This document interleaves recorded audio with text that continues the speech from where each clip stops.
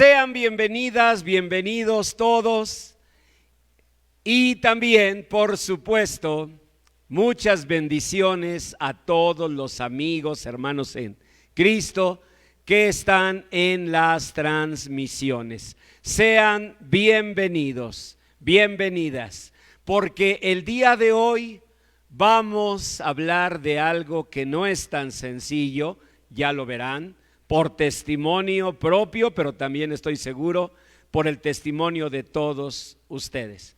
Vencer el poder de las emociones. Esto no es cosa sencilla, Vamos a aprender viendo cómo el Señor fue transformando vidas, fue haciendo de hombres comunes como nosotros, que fueron los apóstoles de Cristo, los llevó a ser y a vivir vidas extraordinarias. Por eso esta serie de mensajes se llaman Extraordinarios por su gracia, porque ellos eran ordinarios, comunes, con respeto dicho, pero la gracia de Dios los hizo extraordinarios. Hoy los conocemos como los apóstoles de Jesucristo nuestro Salvador.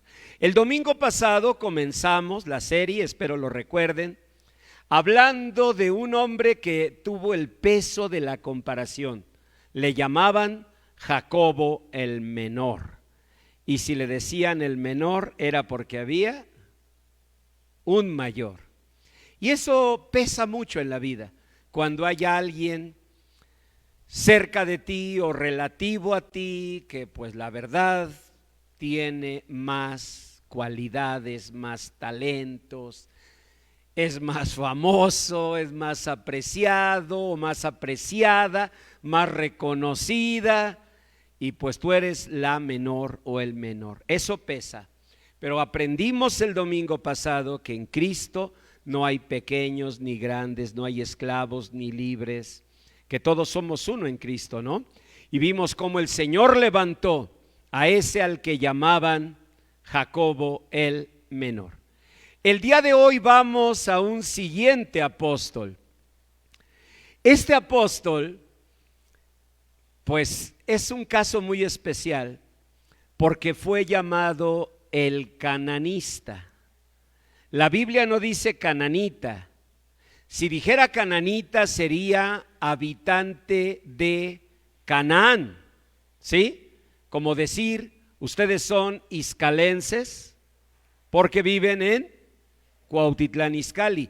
Yo soy New Yorker, o sea, neoyorquino por vivir en Nueva York, ¿verdad? Cada quien su lugar. Pero, no es cierto. Con todo orgullo iscalense, claro que sí. Pero les voy a decir algo, cananita hubiera significado el que nació en Canaán, pero este hombre era llamado cananista, de la palabra cana, que significaba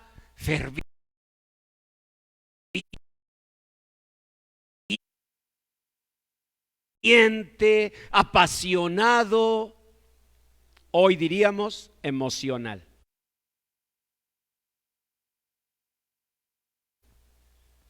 Claro que las emociones pueden ser muy buenas. Por ejemplo, cuando decían cananista porque es ferviente, Simón podría decir sí, ferviente en el Señor. Pero también significaba apasionado. Y la palabra pasión, pues ya dice uno, pero pues ¿de cuál pasión se está hablando? ¿Verdad? Porque hay pasiones buenas y pasiones, pues vamos a decir, jacarandosas. Entonces, pero hoy lo que diríamos para referirnos a Simón sería técnicamente emocional. Él era una persona emocional. Le llamaban Simón el cananista, pero con un nivel de emociones no regular, no estándar. Porque miren, todos tenemos emociones y todos enfrentamos el peso de las emociones. Algunos, pues sí, la verdad se nos quiebra la voz y nos da por llorar. Algunos nos gana la ira y explotamos en enojo, otros en tristeza, otros en resentimiento. Pero en la mayoría de los casos eso está en un más menos que está dentro de los rangos, decimos quienes nos dedicamos a la salud mental, en el nivel de la funcionalidad. Es decir, bueno, tuviste tristeza, muy sencillo, tuviste una causa eficiente, hubo alguna situación, sí, falleció un amigo, eso lo explica. Ahora, ¿a qué grado de llorar? Pues lloré como lloramos todos, nivel funcional. Cuando eso rompe el nivel funcional y el llanto nos acompaña de manera ya involuntaria en todo lugar, en toda situación, obvio estamos hablando de un problema más grande, ¿están de acuerdo?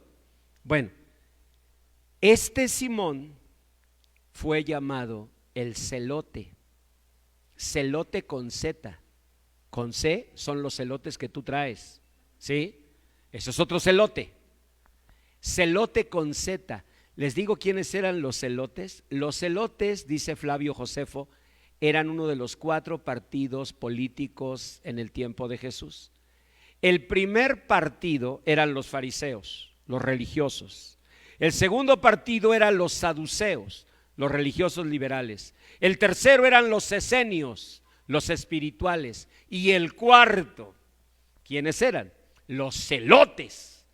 ¿Qué eran los celotes? Eran un grupo de personas radicales, agresivas. Nada más imagínense con qué nivel de agresividad, porque de veras que ahí sí, hasta en los micros hay rutas, ¿eh? Sí, la verdad hay que reconocer. Fíjense, los celotes eran agresivos al nivel, óiganlo bien, que de entre los celotes se formaron los sicarios. Hoy la palabra sicario para todos significa un asesino a sueldo, ¿cierto? Bueno, los primeros sicarios, que se llamaban sicaris, nacieron de entre los celotes. ¿Saben por qué los llamaban así? Por un tipo de cuchillo que traían con ellos.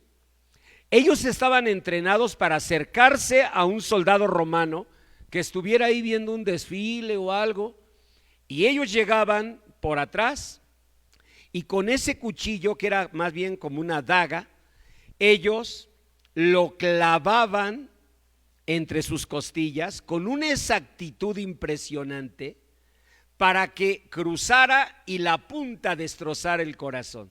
Pero no podían fallar, ¿eh?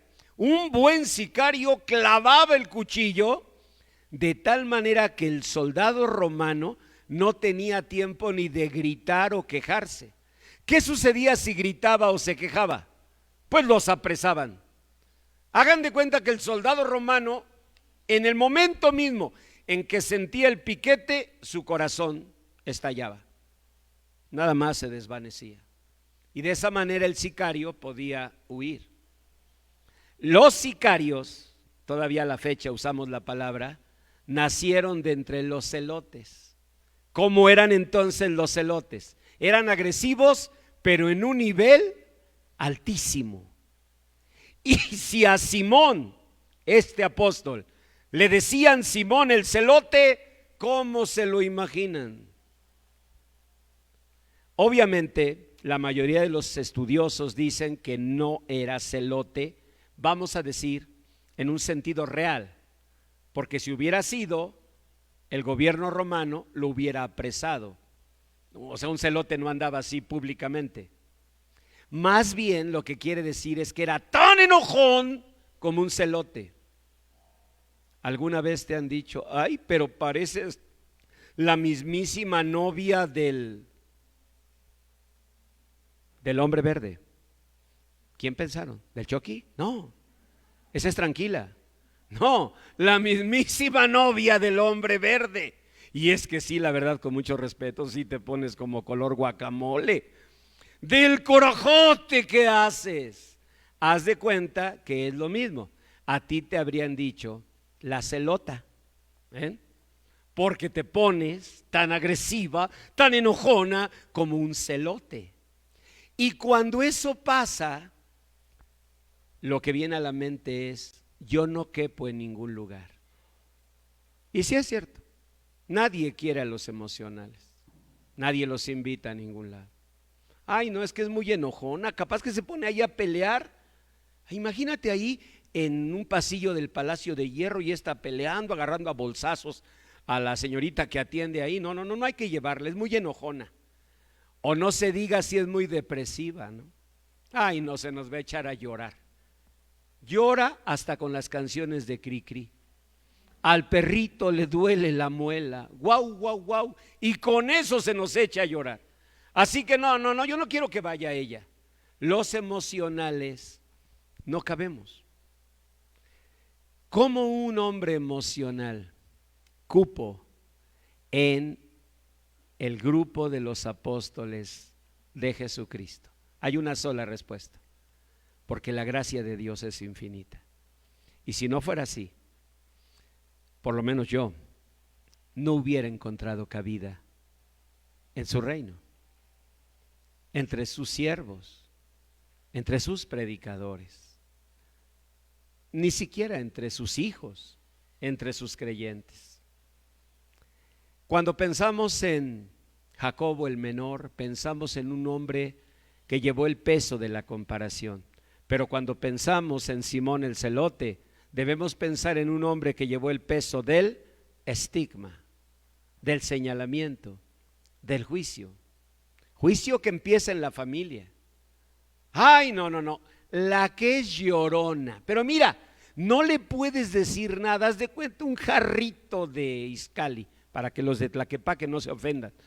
Haz de cuenta jarrito de Cuautitlán. Así se nos quiebra. Ay, no, la que es muy débil, a ella no le vayan a contar. Y mientras otras tienen fama de fuertes. Ay, no, la que es admirable. Pero mira qué emociones tan fuertes. Y cuando tú y yo no somos lo que los demás quieren, a veces eso nos pesa mucho. Pero hoy vamos a aprender varias cosas. Primero, la Biblia nos va a enseñar por la palabra directa que Dios sabe que eso no es casualidad. No somos emocionales, ni enojonas, ni llorones, solo porque sí. Es el reflejo de lo vivido. Como bien dijo Freud, la burra no era arisca, los palos la hicieron. Bueno, no lo dijo Freud, pero para darle elegancia, ¿no? Para darle elegancia, como dijo Freud, la burra no era arisca, los palos la hicieron. No sé si alguna vez han platicado con la burra, de veras, y le dices: burra, ¿por qué eres arisca? O sea, cuando la agarras de buenas, porque no la vayas a agarrar enojada, ¿eh? No, pero un momento que la agarres de buenas a la burra: burra, ¿por qué eres arisca? Y te va a responder: porque los palos me hicieron. ¿Sí? No hay duda. Son las experiencias vividas las que traslucen. ¿Dónde lo dice la palabra de Dios? Tomen su hoja de mensaje. Lo dice en Proverbios 27:19. Ahí está muy claro. Como en el agua el rostro corresponde al rostro, así el corazón del hombre al del hombre. ¿Qué quiere decir eso? Muy simple. Que así como tú, si te asomas a un lago y miras el agua, esperas ver tu cara, tú que te estás asomando, así tu corazón refleja lo vivido. Yo sé que algunos de nosotros somos muy positivos, somos muy optimistas en el sentido etimológico de esa palabra. Optimista viene de opus timus, que es operar el timos, o sea, como que controlar el timos. El timos es la energía que tenemos en el interior. Entonces, una persona optimista, ¿qué es? Es alguien que dice: sí, pastor, mire, yo también he vivido cosas, pero ¿sabe una cosa? Yo les he tomado el lado positivo. Te felicito, tú eres optimista. O sea, tú tomas el timos y tomas el control. Felicidades. Pero estarán de acuerdo que una lluvia normal, pues con el tejabancito que pusiste atrás en el backyard, o ¿cómo le dicen en español a eso? La sotehuela, en el backyard, con ese techito que pusiste para una lluvia normal, es suficiente. Cuando cae una buena granizada, parece que el techito se va a derrumbar.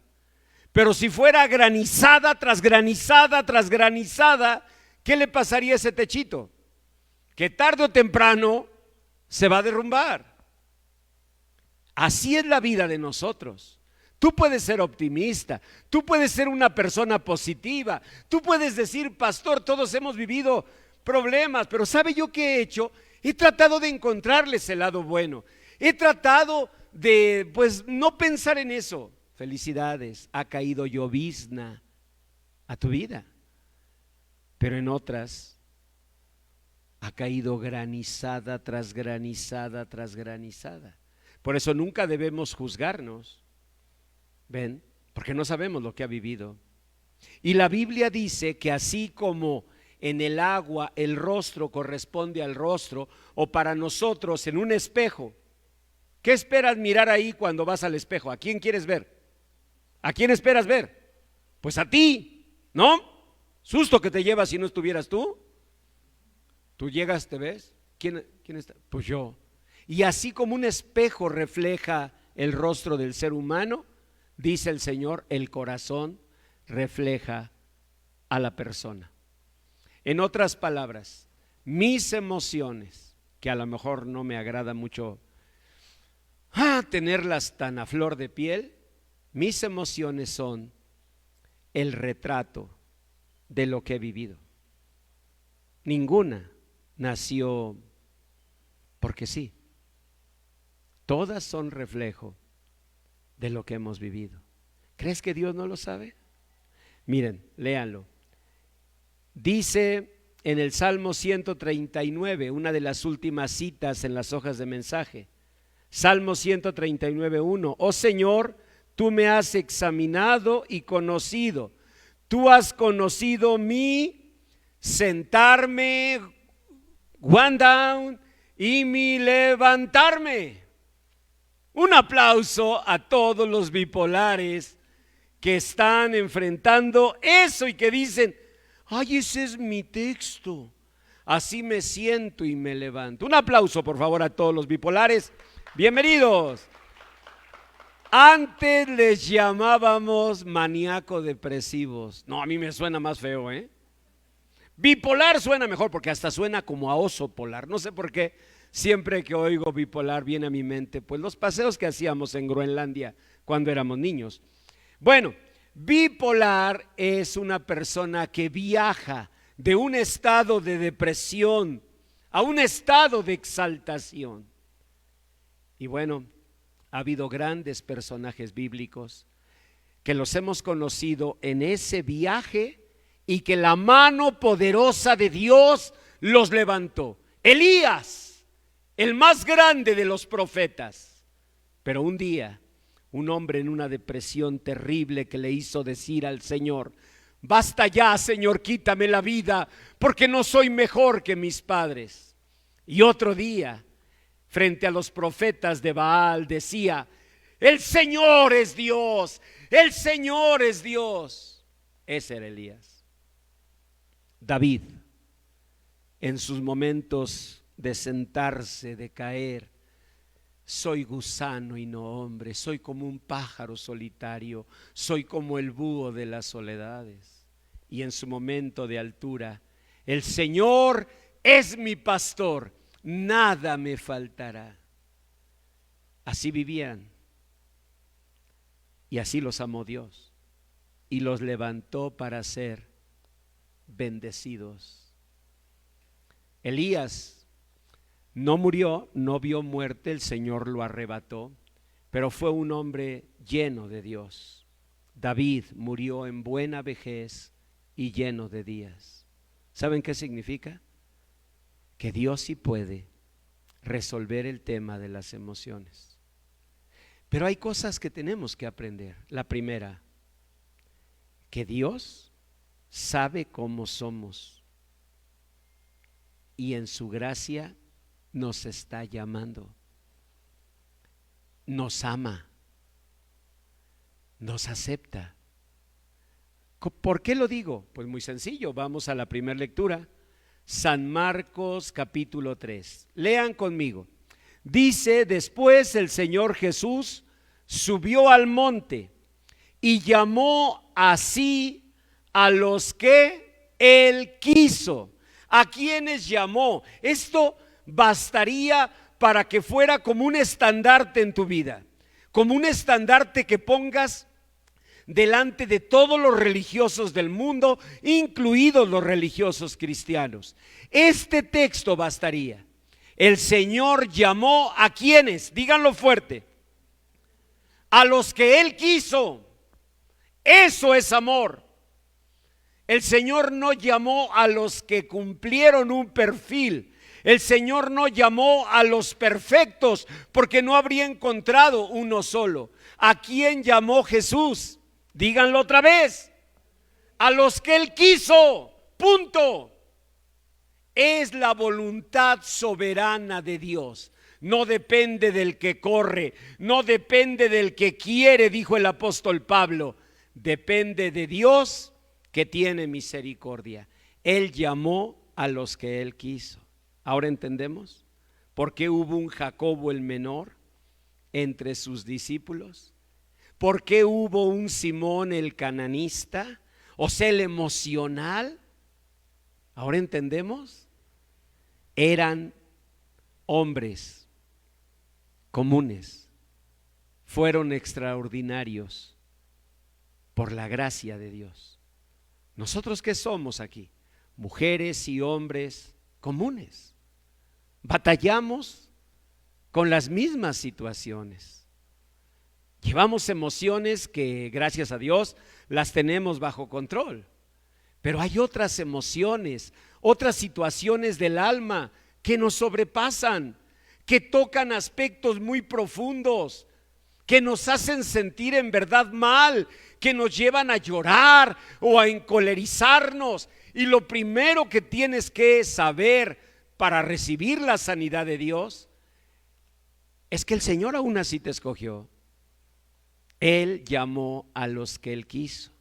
Vamos a ver a quiénes llamó. Dice en el verso 14: y estableció a 12 para que estuviesen con Él y para enviarlos a predicar. Verso 16: a quien siempre mencionan las páginas de la Biblia como el primero. Díganlo por favor. A Simón, a quien puso por sobrenombre Pedro. Era tocayo del Simón el cananista, pero qué diferencia. Habemos tocayos que nos parecemos. Julio Vega, Julio Alemán, Julio César, emperador romano. ¿No? O sea, ahí dices, la verdad me pierdo entre esos tocayos. Se parecen los tres. Pero hay tocayos que dices, ven ¿qué? Luis Miguel. Le ponen al niño Luis Miguel. ¿Y tú lo ves?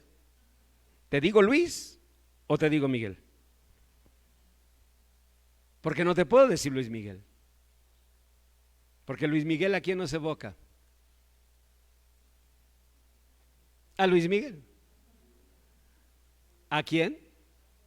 Oigan eso, oigan, al sol, ven, al sol, y a ti ni noche te dicen, ven, y esos tocayos cómo pesan, ¿no? Bueno, Simón, el que tenía por sobrenombre Pedro, roca, piedra fuerte, y el otro Simón, ¿qué era? El cananista.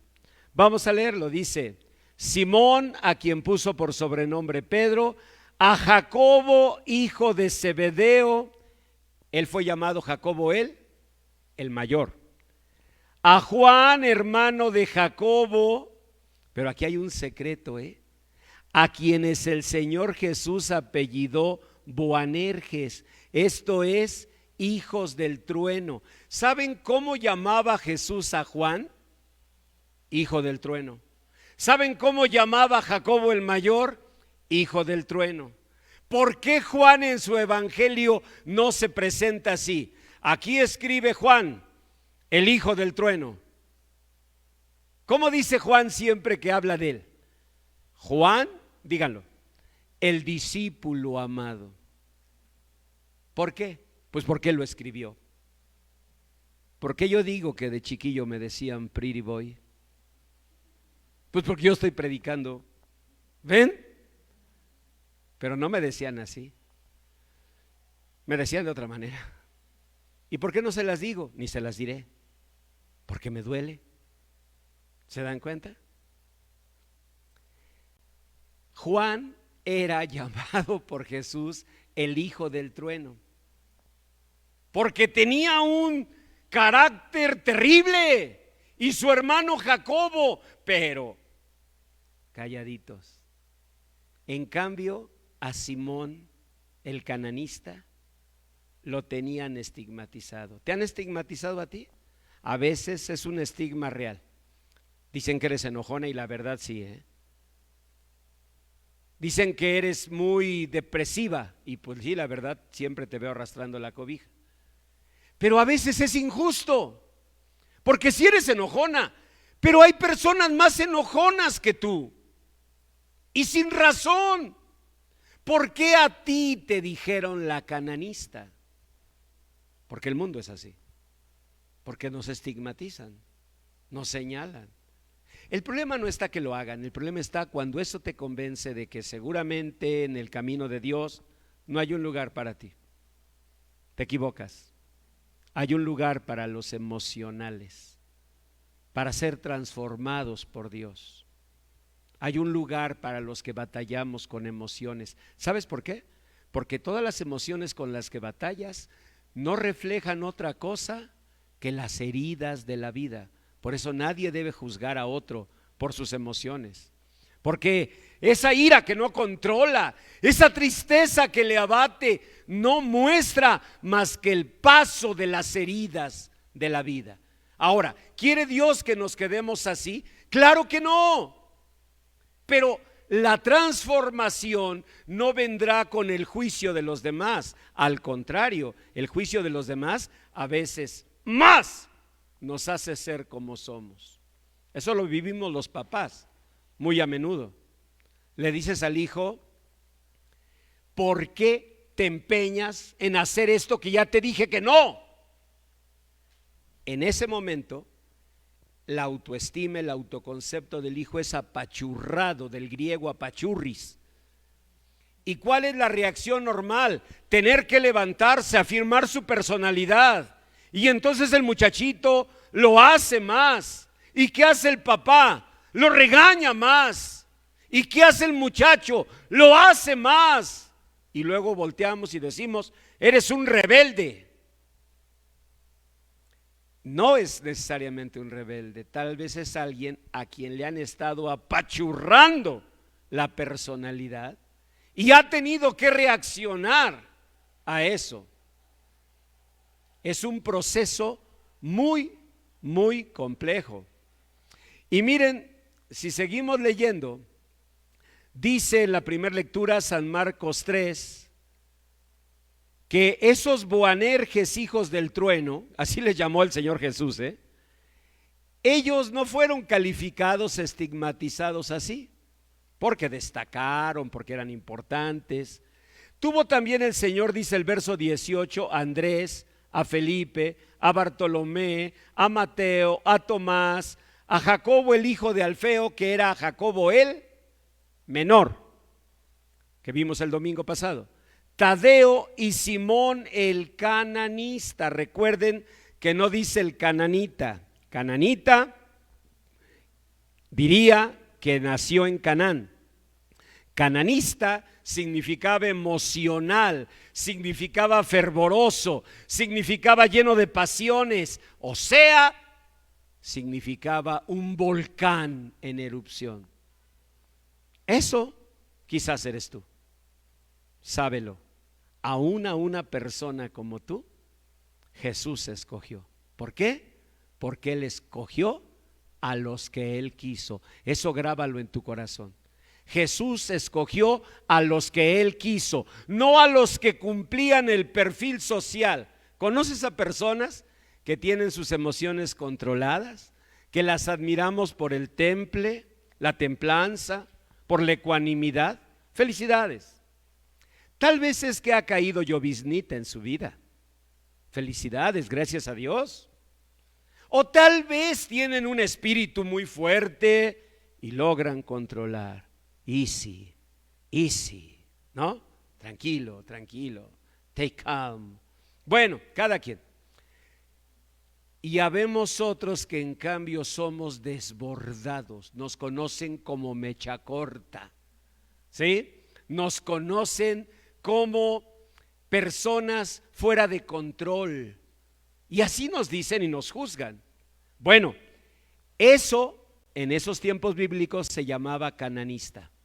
Y además dice en el libro de los Hechos capítulo 1, vayan allí, en el versículo 14, que los apóstoles que estaban eran Pedro, siempre Pedro adelante, ¿eh? ¿Ya vieron? Juan, bueno, Jacobo, Juan, Andrés, Felipe, Tomás, Bartolomé, Mateo, Jacobo el hijo de Alfeo, y ahora aquí recibe otro nombre, Simón. ¿Cómo le llamaban? Simón el celote. Recuerden que celote con Z, celote con C es el que tú traes, que no te deja en paz, ¿sí? No, celote con Z. Los celotes que eran, ya les expliqué, eran como decir guerrilleros que atacaban al imperio romano. Eran muy agresivos. Le decían que celote significaba también apasionado, pero era una de las formas de darle una cierta belleza al problema. Yo te voy a decir que hay tres cosas que no debes hacer con tus emociones. Uno, no las niegues, nunca. Porque la Biblia dice que tu espíritu es una lamparita que puede iluminar tu vida. Tu espíritu. Dios tiene lámparas poderosas. ¿Cuál es la más poderosa? Su gloria, la luz del mundo, Cristo Jesús. Otra lámpara de Dios, lámpara es a mis pies, tu palabra. La Santa Biblia es otra poderosa lámpara de Dios. Pero en Proverbios 27, 19,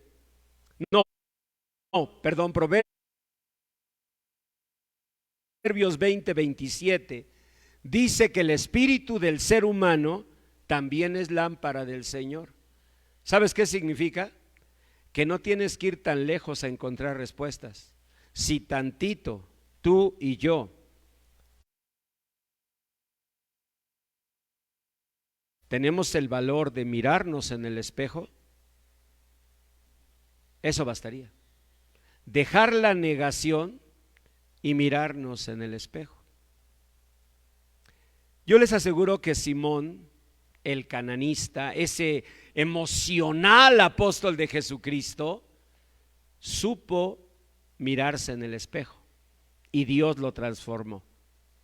¿Cómo sé que Simón, aunque le llamaban el cananista, dejó de ser cananista?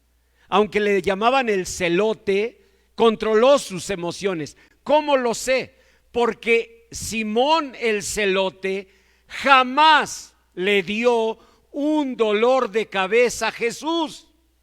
Mejor el apóstol Pedro, al que no le llamaban cananista ni celote, mejor ese le hizo pasar vergüenzas. El día que iban a tomar preso al Señor Jesús, ¿qué hizo Pedro? ¿Qué hizo el otro Simón? ¿Saben qué hizo? Le quitó la espada a un soldado y le cortó la oreja. ¿Qué hizo Simón el celote? Que según esto, agresivo, el cananista, el que no tenía control emocional, guardó el temple. ¿Nunca han vivido esa injusticia? Te dicen que tú eres la enojona y la otra, ya saben quién, la suegra, digo no, perdón, la cuñada, que se supone que es la blanca paloma, es la que grita. Lo interesante es que la otra grita y dicen que es de carácter fuerte. Yo grito igual y yo soy cananista. O sea, yo no tengo control de emociones. La otra llora y dicen, es que es muy sensible. ¿Y yo chillona? ¿Qué hace la diferencia? ¿Por qué ella sensible y yo chillona? ¿Por qué ella de carácter recio y yo sin control de mis emociones? ¿Qué lo hace? Solo una cosa, la injusticia de los hombres, que todos vivimos. El problema no está en eso. El problema está cuando tú comienzas a hacer tuya esa verdad y comienzas a sentirte como, no, pues yo soy la cananista, pastor. Así como dijo, yo no tengo control de mis emociones. Primero, no te avergüences. Tus emociones reflejan tu vida. Es lo que has vivido. Acuérdate de la burra. Digo, no, acuérdate sí, no, la burra como sea también sirve. Pero acuérdate de lo que dice la palabra de Dios. Proverbios 27:19. Como en el agua el rostro corresponde al rostro, así el corazón del hombre al del hombre. O sea, tus emociones reflejan lo que tú viviste. Simple y sencillamente eso. No te debes avergonzar. Ahora, no la debes negar. No debes decir, no es cierto, pastor. No soy así. Claro, es el miedo a volver a ser juzgado. Por eso a veces la religiosidad nos encubre, porque a veces la religiosidad es una elegante tramoya, un elegante escenario donde todos fingimos. Puedes entrar llorando al estacionamiento de esta iglesia, pero apenas te topas con un hermano, jalas con todas tus fuerzas las lágrimas y cuando te dice, ¿cómo está, hermana? Bendecida, bendecida. ¿No es cierto? En parte, ¿por qué? Pues porque no tenemos por qué andar contando a todo el mundo, pero en parte porque formamos parte integral de una especie de cultura de negar la realidad, de vivir una mentira. Miren, si se tratara de eso, yo creo que Jesús no habría derramado su sangre para una tramoya, para una pantomima, para una actuación. No era necesario que derramara su sangre. Si el Señor derramó su sangre bendita en el madero, fue para hacernos verdaderamente libres. San Juan 8:36, si el Hijo os libertare, seréis verdaderamente libres. Les quiero contar algo. El más grande filósofo, propiamente dicho filósofo cristiano, se llamó Søren Kierkegaard.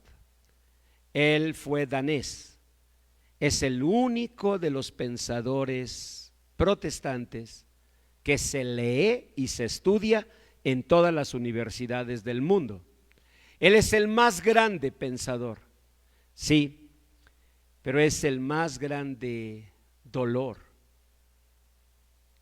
del poder destructivo de las emociones. Lo mismo, ¿no? Kierkegaard, que era un hombre brillante en su pensamiento, que era un hombre profundo, un gran filósofo, tenía muy lúcido el pensamiento, igual que tú, igual que yo, bendito sea Dios.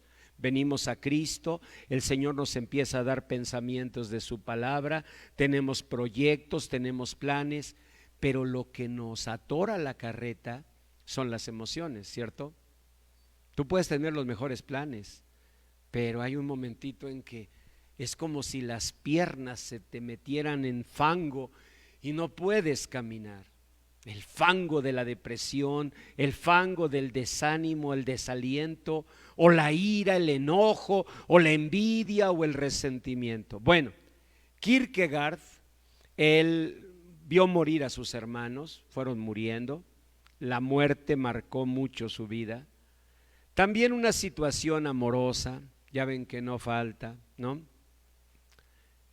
Como sea, Kierkegaard, el más grande filósofo cristiano, pastor, predicador, a los 44 años cayó pesadamente en una calle de Copenhague. Cuando todo su pueblo se preguntó, ¿qué lo mató? La respuesta de todos era obvia: las emociones, la tristeza, la depresión. Este tema marcó mi vida desde mi primer día de pastor. Recuerdo que ese día salí a despedir a la congregación con un gran siervo de Dios, a quien le mando un abrazo, el pastor Juan Carlos Salvavera. Éramos muy jóvenes, él más joven que yo, y estábamos despidiendo a la congregación. Entonces se acercó una joven a despedirse, más de él que de mí, porque yo no la conocía, era la primera vez que la veía. Pero Juan Carlos la saludó con más afecto, la conocía más, y le dijo ella a él: pastor, quise despedirme de usted. Aunque éramos muy jóvenes, nos hablaban así, de usted. Y Carlos le dijo: espero que pronto vengas a cantar. Y le dijo ella, tomando su mano: muy pronto voy a cantar, muy pronto voy a cantarle al Señor. Entonces le dijo él: el pastor Julio Vega, me presentó. Le digo: encantado, que Dios te bendiga mucho. Ella salió del lugar donde estábamos para 2 días después lanzarse desde las alturas de un edificio. Eso marcó mi vida comenzando mi pastorado. Ella repetía los cantos que nosotros cantábamos. Ella repetía los textos bíblicos que nosotros repetimos. Pero algo adentro de ella la estaba consumiendo. Kierkegaard también, el más grande pensador cristiano. No sé si alguna vez se han preguntado por curiosidad, ¿por qué el pastor estudiaría psicología? No sé si alguna vez, en esos momentos de no tener qué hacer, ¿verdad? Que me imagino que son seguidos. Oye, ¿y el pastor por qué estudiaría psicología? Se los voy a contar. Yo estudié la licenciatura en filosofía en mi alma mater, la Universidad La Salle, y cuando terminé, era obvio mi camino, una maestría en filosofía. ¿Dónde? Donde el estrato social corresponde, en la Ibero, ¿ves? Así que me fui a la Ibero a mi maestría en filosofía. De allí yo tenía una ilusión: llegar por fin a lo que fue mi más grande anhelo y que nunca pude cumplir: estudiar en nuestra máxima casa de estudios, en la Universidad Nacional Autónoma de México. Eso nunca lo obtuve. Ese era mi anhelo: terminar mi maestría en filosofía en la Ibero y aplicar para el doctorado en filosofía en la UNAM. Ese era mi sueño. Pero en esos días, algo que yo arrastraba desde niño fue pesando y pesando sobre mí. A las 6 de la tarde, casi siempre, venía a mi corazón, hagan de cuenta, una sensación de opresión, de tristeza, ganas de llorar, y no era inexplicable. ¿Recuerdan lo que aprendimos? Como el rostro corresponde al rostro cuando se mira en el agua, así el corazón del hombre, el corazón de la mujer, corresponde a su historia. ¿Qué más? ¿Qué más vas a llevar en tu vida? ¿Qué más voy a llevar en mi vida que lo vivido? Cuando yo era un niño, todos los días, casi todos, a las 6 de la tarde mi papá llegaba ebrio, mi papá golpeaba a mi mamá, casi siempre llorábamos nosotros como niños. Y digo a las 6 de la tarde sin exactitud, porque no había relojes en ese tiempo, ¿no? No les estoy contando que veía en mi Apple Watch, veía las manitas de Mickey Mouse marcando las 6 de la tarde. No, la verdad que no. Pero yo me refiero al reloj biológico. ¿Qué son las 6 de la tarde? En el horario normal, no este de verano, no, el horario normal, el horario decente. ¿Qué son las 6 de la tarde? Las 6 de la tarde, ¿saben qué son? Cuando la luz mengua, cuando pardea, cuando se siente una sensación mayor de humedad, cuando hay un poquito de viento frío, son las 6 de la tarde. Mi papá se fue de casa, ya no tuvimos que estar esperando a las 6 de la tarde que llegara ebrio y todo lo que les conté, pero la herida había quedado en mi corazón. Y aunque ya no llegaba a las 6 de la tarde, yo sentía una gran tristeza. A los 19 años conocí del amor de Cristo Jesús. Comencé a llenar mis pensamientos de la palabra de Dios. Igual que ustedes, comencé a aprender textos bíblicos. A los 24 años comencé a servir como pastor. Comencé a predicar su palabra a los 20. Y un día fui ordenado pastor titular de la iglesia. Pero en mi corazón, a las 6 de la tarde, sentía lo mismo. Entonces me iba a mi oficina. Quienes me conocían tal vez decían: el pastor fue a orar. No, no iba a orar. Iba a recibir ese acicate de la vida. Pero después, ¿qué creen que hice? Cometí un error. Lo empecé a diluir. Porque a veces negamos estas cosas, pero a veces las diluimos. Le encontramos su parte buena. Yo empecé a escribir poesía a las 6 de la tarde. O sea, en otras palabras, esa melancolía la fui convirtiendo en palabras que vertía en poesías. Estaba cometiendo el peor error. ¿Saben por qué? Porque entonces no hay sanidad. Entonces nunca vas a buscar solución. Si yo tengo problemas para caminar porque me duele ahorita esta pierna, pues busco solución, ¿cierto?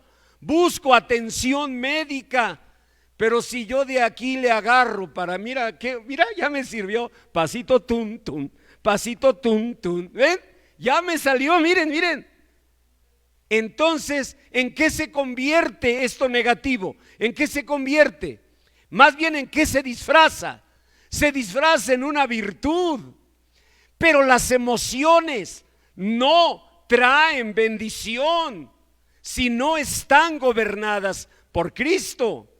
El pastor y filósofo Søren Kierkegaard tenía 44 años cuando cayó pesadamente en Copenhague. Yo les he hablado del poder destructivo de las emociones. Si pensamos en Alfonsina Storni, la gran poeta argentina que se fue caminando hacia el mar para quitarse la vida, basta el último poema que dejó escrito y se llama él. No le digas que estoy, di que Alfonsina no vuelve. ¿Se dan cuenta? Oye, si estás pensando eso, sintiendo eso, si tu corazón se está llenando de tanto coraje, de tanta envidia, de tanto dolor, ¿por qué no clamar al Señor? ¿Qué es entonces la fe? ¿Cuál es el sentido de creer en Dios si no clamas a Él? El problema es que decimos: es que no estoy tan mal, pastor, no estoy tan mal. Mire, usted dijo que los cananistas pues ya eran personas que tendían a eso. Luego dijo usted que eran como el celote o los celotes, ¿no? Ya personas desbordadas. Pastor, yo siento que yo lo tengo en control. No estoy tan mal, de veras, pastor. No tengo tanta depresión como usted dice. Pastor, yo no le grito a mi marido. A ver tú, dile, aquí está el pastor. Te grito, dile. Es que no lo ves. te está desbordando. ¿Y qué tenemos que hacer? Pues venir al Señor. Ya les digo, yo ya era pastor, predicaba como ahora, pero a las 6 de la tarde venía esa tristeza profunda. De niño, de joven me subí a una azotea ahí de las vecindades donde yo crecí y me quedaba solo recibiendo ese latigazo de la vida, hasta que un día dije, tengo que encontrar por qué. Fue así como pasé de la maestría en filosofía a mi primer maestría en psicología. Y ustedes me dirán, pastor, en conclusión, ¿debo inscribirme ahora a una licenciatura, una maestría, un doctorado en psicología? Yo te digo no. Mira, porque vas a llegar a entender mucho, pero no basta entender. Lo que debes buscar es la sanidad. Si alguien recibe un balazo, los médicos hacen una gran cosa con ubicar dónde está la bala, ¿cierto? Los médicos se alegran, ya dimos con la bala, porque estaba escondida entre algunos órganos. Ya ven que algunos traen bastantes órganos, ¿no? Entonces, hasta de más. Entonces la bala se había escondido entre algunos órganos y salen los médicos a dar la buena noticia a los familiares. Ya dimos con la bala, bendito sea Dios. Y tú dices, sí, claro, una gran noticia. ¿Y cuál es la meta? La meta es dar dónde está la bala. ¿Esa es la meta? ¿La meta es saber dónde está la bala? ¿Sí o no? No. ¿Cuál es la meta? Sacar la bala. Estudiar psicología, y te lo digo como alguien dedicado a esto, es una gran pasión y es una gran bendición. Te enseña dónde está la bala, pero no te la saca. Porque el único que puede sacarla es Dios. Nadie más. Miren, si nosotros los psicólogos pudiéramos sacar las balas, créanme que este mundo sería ya muy diferente. Tenemos más de 160 años por estos mundos, impartiendo, enseñando. Hemos logrado ubicar las balas, entender un poco las emociones, pero ¿cómo se transforman? ¿Cómo se sacan esas balas? ¿Cómo ser libres? La palabra de Dios dice que algo muy importante es que tú sepas que Dios conoce que las emociones son el reflejo de tu vida, nunca te avergüences. Segundo, que el Señor conoce tu sentarte y tu levantarte, que Él escudriña, dice Salmo 139:3, escudriña tu andar y tu reposo, los días que estás en paz y los días que estás alterada o alterado. Eso es algo importante. Entonces, número uno, Dios sabe que es natural. ¿Natural en qué sentido? Las emociones reflejan lo vivido. Simple. ¿Por qué eres así? Pregúntale a la burra. En serio, burra, ¿por qué eres arisca? ¿Qué va a responder la burra? Porque los palos me hicieron. Tus emociones son el reflejo de tu vida, son la historia de tu vida. Eso es importante saberlo. Pero son una historia que debe romperse, que debe terminar, porque el Señor derramó su sangre para hacernos libres. Y dice San Juan 8:36, si el Hijo os libertare, seréis verdaderamente libres. Y dice 2 de Corintios 5:17, que si alguno está en Cristo, nueva criatura es. Por eso jamás debes usar expresiones como mi niña interior, mi niño interior. ¿Sabes psicológicamente ¿Qué significa eso de tu niña interior? El almacenamiento morboso de lo vivido. Eso es mi niño interior.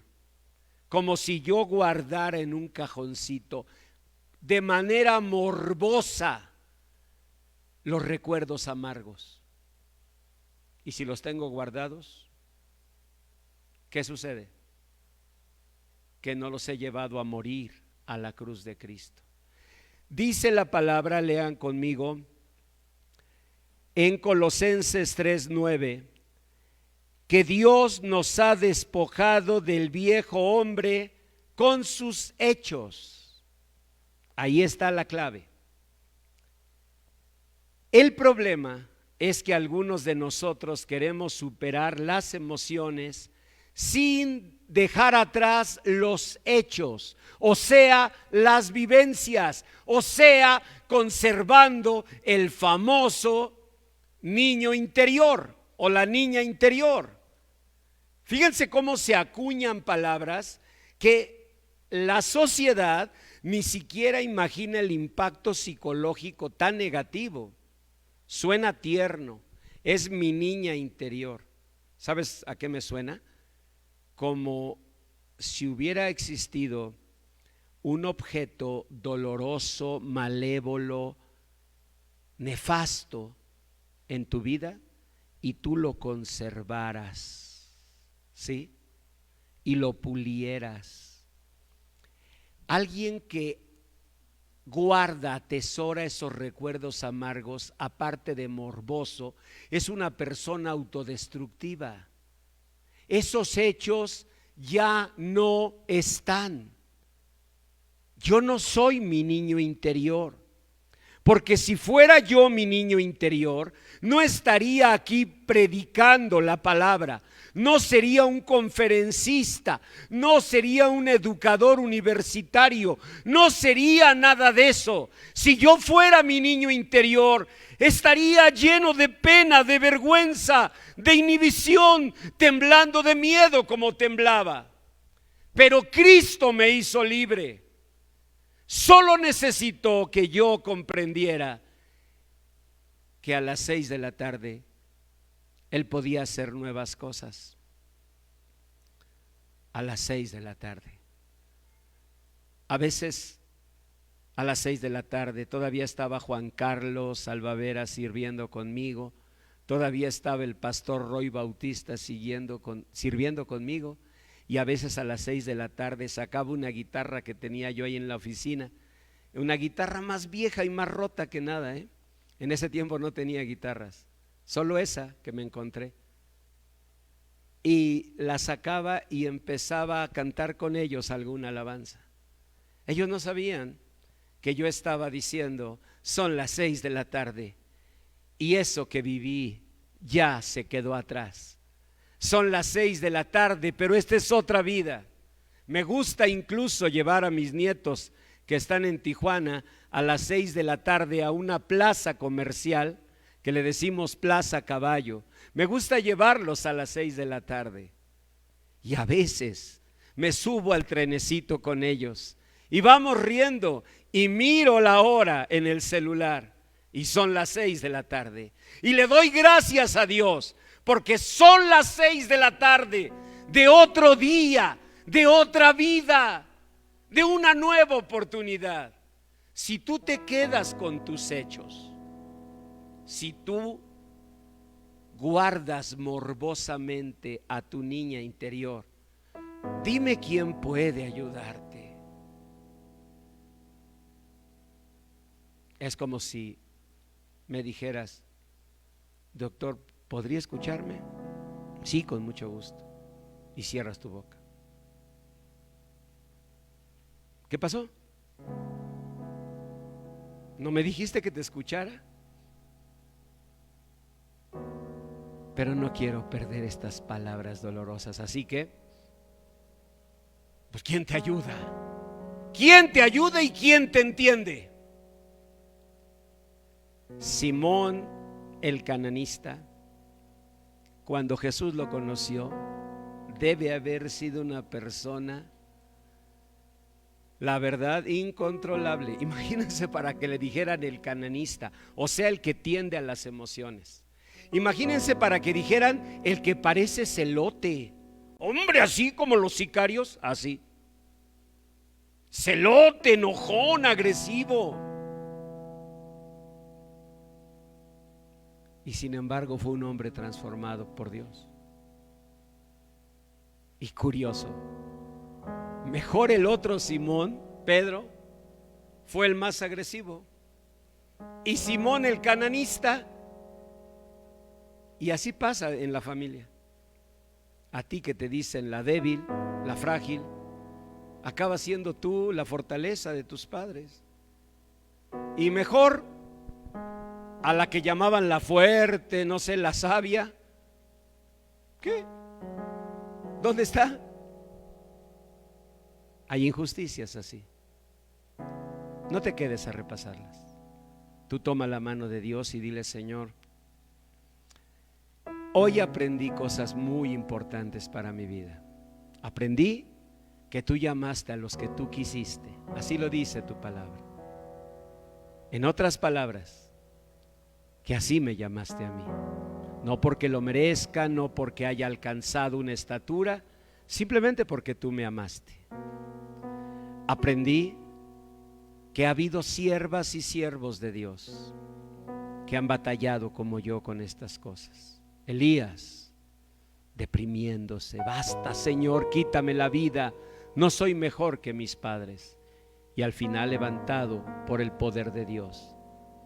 David, sintiéndose gusano, no hombre, el búho de las soledades, y levantado para ser el dulce cantor de Israel. Søren Kierkegaard, el más grande filósofo cristiano, o más bien el único de talla mundial, avasallado por las emociones. Pocas personas tuvieron un pensamiento tan profundo. No sé si saben, pero Miguel de Unamuno, ¿lo ubican? El autor de La tía Tula, San Manuel Bueno Mártir, El sentimiento trágico de la vida. Bueno, Miguel de Unamuno, que fue rector de la Universidad de Salamanca, aprendió danés. Oigan eso, aprendió danés solo para poder leer a Søren Kierkegaard. ¿Ven la importancia del pensamiento de ese siervo de Dios? Pero se dejó una espina, las emociones, y tenía 44 años cuando cayó pesadamente en las calles de Copenhague. Y bueno, les dije algo de mi vida, ¿no? Siervo de Dios, pastor de una iglesia, y sin embargo, a las 6 de la tarde, un niño que volvía a sentir miedo y tristeza y melancolía. Hasta que un día dije: Señor, ¿cómo puede ser esto? No lo digo por el juicio de los demás, porque lo puedo fingir, ¿cierto? Sino aquí tú y yo a solas. ¿Cómo puede ser esto? Soy tu hijo, creo en ti. Y entendí una cosa: entrégame esos hechos, entrégame esos recuerdos. Un gran psicólogo cristiano se llamó David Simmons.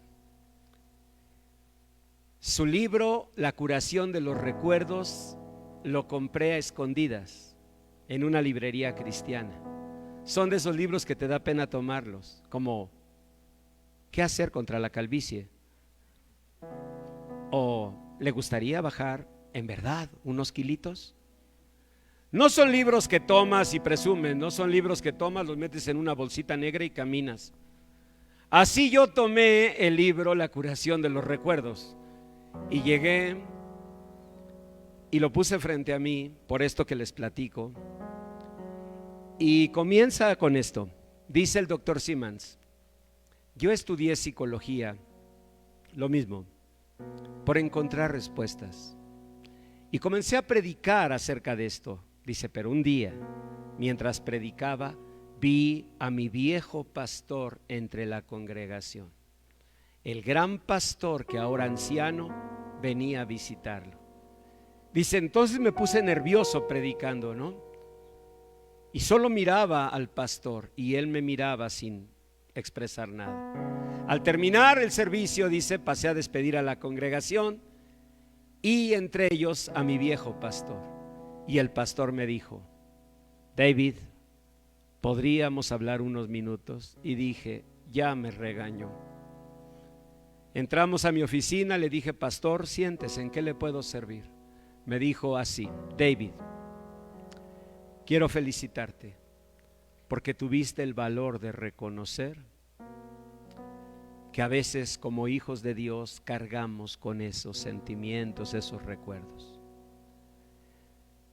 Me arrepiento de no haber sido más sincero. Hubo mucha gente a la que yo pude haber ayudado. ¿Y qué les enseñé? A fingir. Les enseñé a negar, en lugar de enseñarles a buscar solución, a buscar bendición. Eso me hizo convencerme de que sí, podría yo estudiar para aprender a ubicar dónde está la bala. Y creo que después de tantos años también de entrenamiento, de trabajo en el hospital, más o menos sé ubicar dónde está la bala.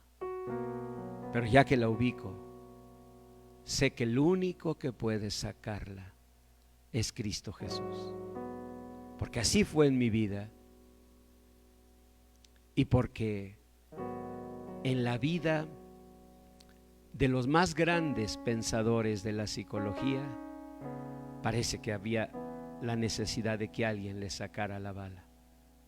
Cuando pienso en Freud consumiendo cocaína, aunque él decía que era de prueba. Cuando pienso en Jung atrapado en perversiones sexuales. Cuando pienso en Carl Rogers enfrentando la gran depresión de la muerte de su esposa, no puedo más que pensar en hombres ordinarios, igual que todos, mujeres ordinarias, igual que todas, pero que podemos ser extraordinarios por su gracia. Y yo te invito a venir a Él. Yo lo hice ese día allí en el viejo templo. Teníamos un altar en lo que era el patio, y ahí me fui a hincar solito. Y ahí comencé a decirle, Señor, yo no quiero esto. Yo te invito a que le digas, Señor, yo no quiero esto. Y ahora sé que no me rechazas por eso, que tú miras, pues que es el fruto de lo que he vivido, que tú no me estás juzgando, pero que tampoco quieres que yo me quede para siempre con eso. ¿Saben que los celotes se mantuvieron así agresivos, con sus sicarios clavándole el puñal a los soldados romanos, como les conté? ¿Y saben qué pasó? ¿Qué pasa al final con las emociones si no ves la sanidad de Dios? Que te van a destruir. En el año 70 después de Cristo, hartaron los celotes a Tito Vespasiano, emperador romano. ¿Y qué creen que hizo el emperador? Ordenó a las huestes romanas atacar Jerusalén. ¿Y saben qué vino? No solo la destrucción de los celotes, la destrucción del pueblo, del templo, todo fue destruido. Una persona que no rinde esas emociones al Señor, no solamente se destruye ella, no solamente un día cae pesadamente, porque dime, ¿cómo va a resistir un cuerpo tanto coraje, tanta tristeza, tanta depresión, tantos altibajos maníaco-depresivos o bipolares, como quieran llamarle? Dime qué cuerpo va a resistir eso. Y lo peor, no solo nos destruimos nosotros, los celotes no se destruyeron solos, destruyeron a todos los habitantes de Jerusalén.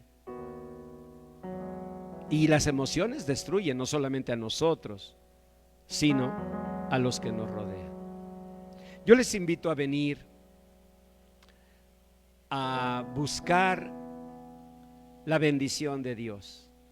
Voy a pedir a Martín y a Natalie, que son nuestros líderes de Celebremos, Paulo, que estén por allí en la puerta para que cuando ustedes salgan, si ustedes no conocen el programa Celebremos la Recovery, la recuperación, se acerquen a ellos y le digan: a mí me gustaría saber, y que te digan cómo podrías tomar una sesión de Celebremos.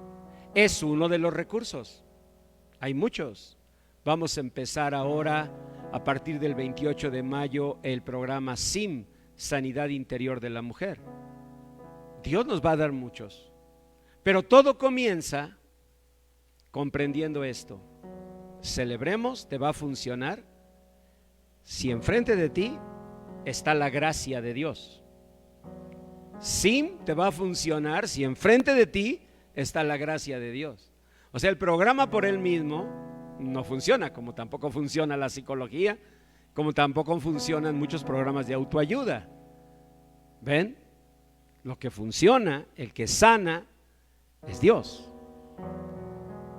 Y yo te invito para que en este momento así se lo digas: Señor bendito, en esta hora, Señor, clamo a ti, tal como tu palabra dice.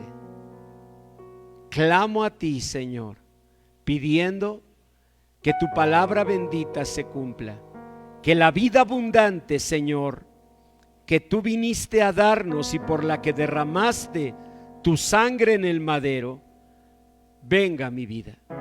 Que yo pueda mirar que a las 6 de la tarde de esta vida nueva, de esta oportunidad nueva que por tu gracia tengo, ya no está un niño temblando de miedo. Ahora está un hombre, ahora está una mujer que confía en ti. Ahora está un hombre, está una mujer que ha recibido promesas de tu palabra y que ha mirado portentos y bendiciones. Ahora está una mujer, un hombre que tú has hecho libre por tu poder y tu misericordia. Señor bendito, como tu palabra enseña, quiero despojarme de esa vieja mujer, de ese viejo hombre con todos sus hechos, con sus situaciones de vida, de esa niña que fui, de ese niño que fui, en lugar de conservarlo morbosamente, en lugar de recrearlo a cada momento. Saber que si alguno está en ti, nueva criatura es. Las cosas viejas pasaron, he aquí todas son hechas nuevas. Gracias, Señor bendito, por las 6 de la tarde de este día, y las 6 de la tarde del día de ayer, y las 6 de la tarde de cada día en que tu presencia bendita ha estado conmigo. Que así sea, que en cada uno de nosotros tú nos des nuevos hechos, nuevas bendiciones, nuevas alegrías, justo a las 6 de la tarde. Que tu bendición y tu misericordia, Señor, nos hagan mirar todo lo que tú ahora haces en nosotros. Bendito y alabado seas, Señor Jesús. Te recibo como Señor y Salvador de mi vida. Da un aplauso al Señor y recibe esas nuevas bendiciones, esas nuevas realidades de las 6 de la tarde, ¿verdad?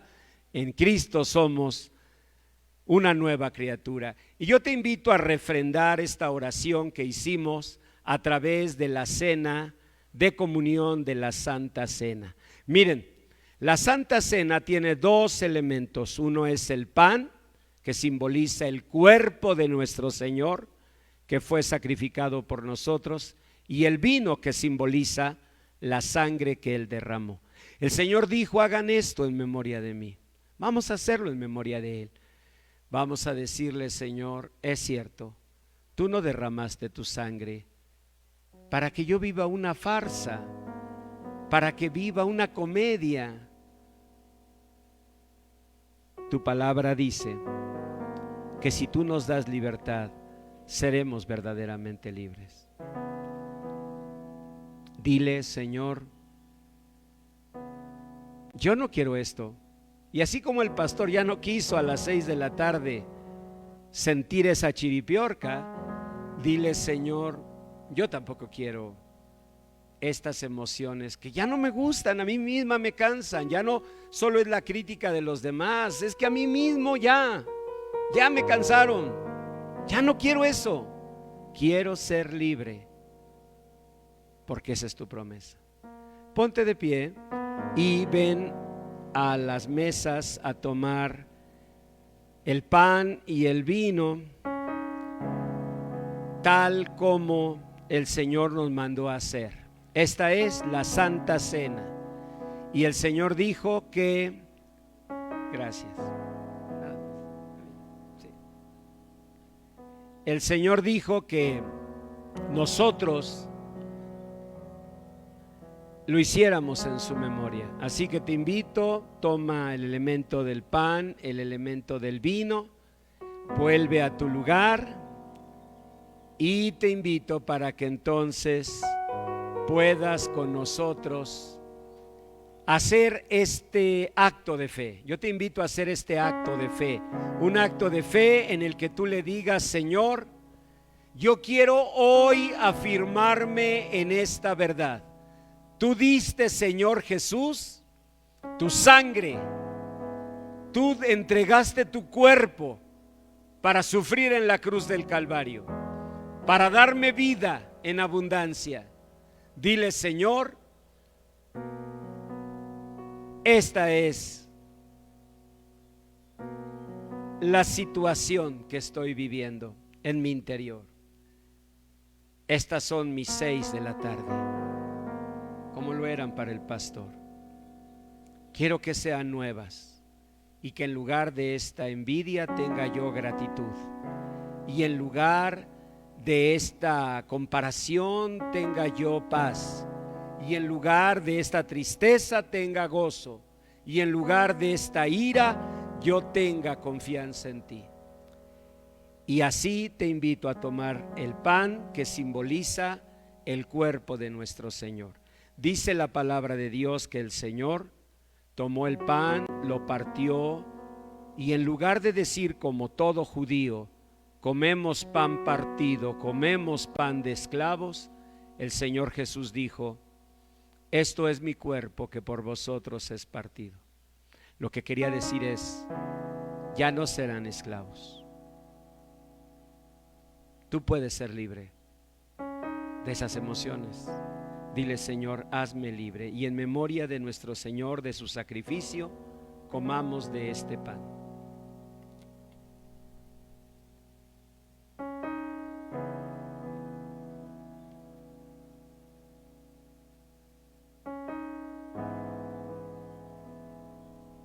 Y dice la palabra de Dios que después de haber cenado, tomó el Señor la copa y la dio, diciendo: esta copa es el nuevo pacto en mi sangre. Haced esto en memoria de mí. Hermanos, si Dios hubiera venido, el Señor Jesús, para enseñarnos a identificar dónde están las balas que la vida nos mete dolorosamente, no habría tenido necesidad de derramar su sangre. Pero si Él derramó su sangre, fue para pagar el precio. Y no solamente decirnos dónde está la bala, sino sacarla con su poder. Él llevó en la cruz del Calvario nuestras enfermedades. Molido fue por nuestras rebeliones. El castigo de nuestra paz fue sobre Él, y por su llaga fuimos curados. Que así sea, que en Cristo haya sanidad, haya libertad. En memoria de nuestro Señor Jesús y de su sacrificio, bebamos todos de esta copa. Señor bendito, gracias por el privilegio siempre inmerecido de haber participado de esta Santa Cena. Hoy la tomamos aquí, en este lugar donde nos reunimos a adorarte. Hoy la tomamos aquí en nuestros hogares, quienes estamos en casa. Mañana, por tu gracia, la tomaremos en tu presencia, porque tú llamaste, elegiste a los que tú quisiste, y por tu gracia así quisiste que fuéramos parte de tu pueblo, parte de tus hijos, parte de tu grey. Señor, gracias infinitas, porque aún cananistas, casi celotes, somos tus hijos, y tú nos llevarás a victoria como llevaste a victoria a Simón. Gracias, Señor, en el nombre de Jesús. Amén. Amén. Gloria a Dios. Da un aplauso al Señor, agradece su misericordia, su bondad, y toma tu lugar y preparemos nuestras ofrendas y diezmos voluntarios. Recuerden que en Agua Viva la enseñanza conforme a la palabra de Dios es que nada es obligatorio en el sentido económico. El Señor dice en su palabra muy claramente: cada uno dé como propuso en su corazón, no con tristeza o por necesidad, porque Dios ama al dador alegre. Así que voluntariamente, con gratitud, con alegría, entreguemos nuestros diezmos o nuestras ofrendas, sabiendo que no hay condenación para los que estamos en Cristo. Nunca te dejes presionar de una manera tan burda, tan malévola, como pues que Dios te va a maldecir si tú no das. No hay condenación para los que estamos en Cristo. En Dios hay misericordia y hay gracia. Y Él vio a una ancianita, a una viuda que dejó una monedita, y Él dijo: ella dio más. Dios conoce el corazón y conoce tu situación y tu necesidad, y sabe que a veces, pues simplemente a veces, aunque tú quieras, no es posible. Líbrate de esas culpas que la Biblia no te pone, que ponen los hombres en afanes vergonzosos, materiales, ¿no? Señor, te entregamos voluntariamente y con gozo nuestras ofrendas y diezmos que así libremente hemos dispuesto a dar a ti. Señor, tú que no haces acepción de personas, permite que las ventanas de los cielos se abran y tú derrames